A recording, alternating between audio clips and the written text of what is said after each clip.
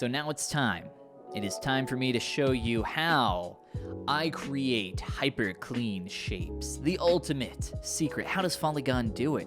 How does he make all these stylized characters? Whoa, look at that guy. He's so clean. Look at that girl. She's so clean. Look at this other girl.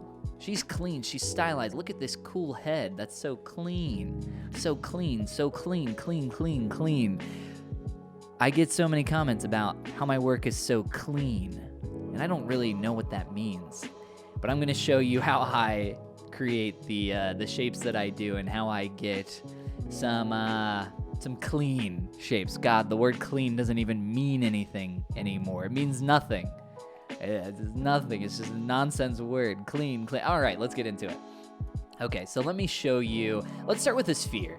I might do like a demo on something else, but let's start with a sphere because we all love this sphere. He's our best friend. I'm gonna click on Make Polymesh 3D, and we're gonna get into do some sculpting. So let me just start with a simple head shape, right? So you start squashing your sphere. Maybe you're someone like me who likes to use multiple subtools, and you start creating your different shapes. You're like, yeah, I'm doing it. I'm sculpting, just like Follygon. Finally, I've mastered the craft. And you're working, and you're doing stuff.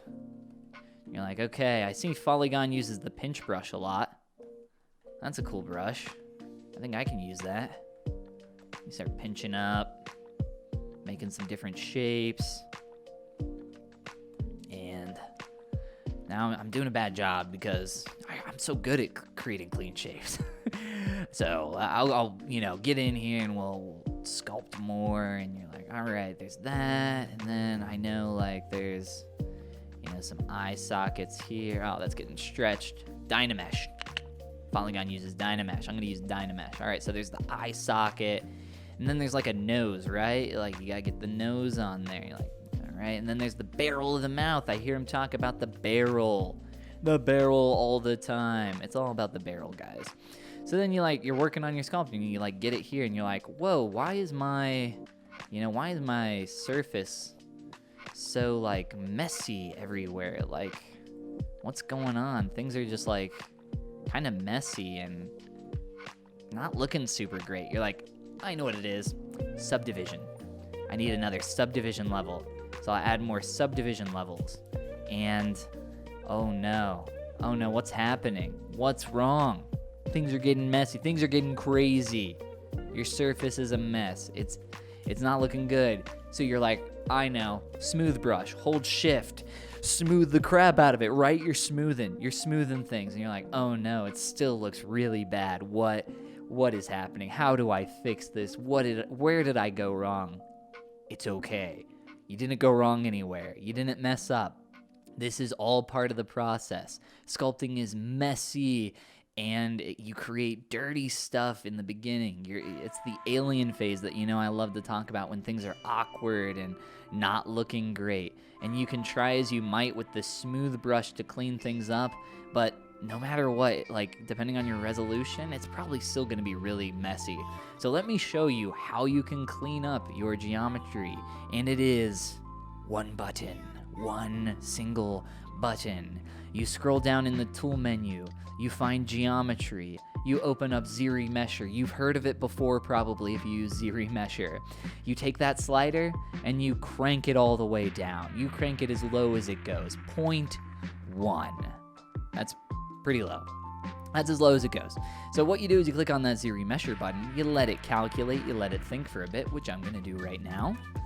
Sometimes it has to think for a really long time because you're recording. Sometimes it freezes. We'll change that number to 1. A little trick, you can remesh at a high... Actually, the problem is my resolution here is a little wonky here. I'll lower this. I'll lower my Dynamesh. Boom. Whoa, it's even messier, right? It's messier, you say. That's okay. It'll be easier for the remesh. So we're going to remesh down to 0.1. And you're like, what are you doing, Follygon? What are you trying to teach me here, man? What is this crap? This is nothing. This is not helpful. This is helpful, I promise. I promise. Watch. Subdivide it. Subdivide it again. You can actually click on the button if you want, or just press Control-D on your keyboard. And look at that. You got a smooth, clean surface. But you lost all the form, all the details that you did. That's okay. You can get them back. You can project them. Projecting is your friend. Let me show you how to do that. You undo, Control-Z, hotkeys. You get back to where you want, that point that you had before, where you had the eye sockets, you had the nose, the barrel of the mouth. You go up to your undo history. You Control-click. See that little white marker? You're all good. That's what you need. Oh, I did it at the wrong spot. That's okay. I meant to do it here. Beautiful. You go back. You click on the Project sub-menu. So we're still in the Tool menu. We're under Tool. We're under Subtool, and we're under Project. And then you click on Project History. Now, depending on the resolution that you started with, there's probably a big discrepancy in the volume that you had here. So I wanted to show you this error before I show you a better way to go about this process.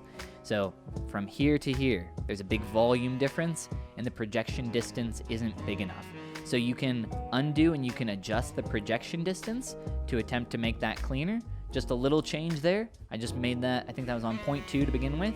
I increased that, 0.2 I think is what it was on by default. 0.6, a little bigger, and now we're doing a little better. So now we got some of that back, but it's still messy. But because we have those subdivision levels now we can smooth and clean this, and the geometry is going to work a lot better for us. So now I'm going back over top with my smooth brush. I haven't changed anything other than giving us some topology that works a little more with the form that we created earlier. So now I'm just smoothing. I'm literally doing the exact same thing. If you want to get fancy, you can use a trim brush. I have my own custom trim brush, and you can just gently trim stuff out where it's a little too hard, and then smooth it again. If you want to get even more fancy, you go down to your subdiv levels. You step down one level, you smooth. You can be gentle with it. I like to smooth very gently because the smooth brush is really destructive, especially if you're on a low subdiv. You're going to destroy everything. So higher subdiv, a little more, a little less destructive. And then we just gently, guys, that's a key word, gently smooth. And voila, we got some clean surface information. One last really helpful tip that I'll give you here when using the smooth brush that is invaluable is when you smooth and hold the shift key. See how my cursor turns blue when I hold shift? You'll see that too on your end if you're using a smooth brush. You can hold down shift and smooth, and then let go of the shift key, and you'll keep smoothing. This is an alternative smoothing algorithm that tends to keep volume. So here, watch this. If I smooth on this, you're gonna see it's gonna suck in a lot of that volume, right? It's gonna destroy a lot of it. But if I start smoothing and then let go of the shift key, it's gonna do its best to maintain that volume. Look at that. Pretty cool, right? So we just went from that to that. That's a really clean surface if you're just creating the major front plane of the face and the back part of the skull. That's a really great starting point. But for me, we spend so long on these all these details. Gotta keep these details. So that's how I go about creating hyper clean shapes here in ZBrush. And then it's just about repeating that process. There are other brushes you can get into it with. You can grab my custom brushes if you want. If you want to use things like my Folly Mech brush, I like to use that a lot instead of pinch brushes. This tends to be a lot more within my style. If you guys like that style, check out the link down below in the description. Gumroad.com/Follygon. Grab yourself some custom brushes. But of course, you can do all that with the default as well, but they're there if you need them, or if you want them.